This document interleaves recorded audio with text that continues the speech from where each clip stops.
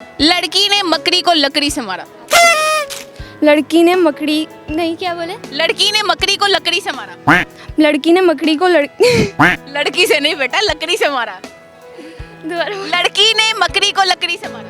लड़की ने मकड़ी को लकड़ी से मारा। लड़की ने मकड़ी को लकड़ी से मारा। लड़की ने मकड़ी को लकड़ी से मारा। लड़की ने मकड़ी को लड़की से मारा। लड़की से नहीं लकड़ी से बेटा। ठीक है, अब आपने 5 दफा स्पीड में कहना है। कच्चे पेड़ पर कच्चा पपीता, पके पेड़ पर पका पपीता। कच्चे पेड़ पर कच्चा पपीता, पके पेड़ पर पका पपीता। कच्चे पेड़ पर कच्चा पपीता, पके पेड़ पर पका पपीता। कच्चे पेड़ पर कच्चा कच्चे पेड़ पर कच्चा बगीचा नहीं बेटे, बगीचा नहीं है, पपीता।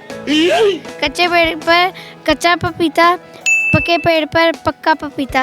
कच्चे पेड़ पर कच्चा पपीता, पके पेड़ पर पका पपीता। कच्चे पेड़ पर कच्चा पपीता, पके पेड़ पर पका पपीता।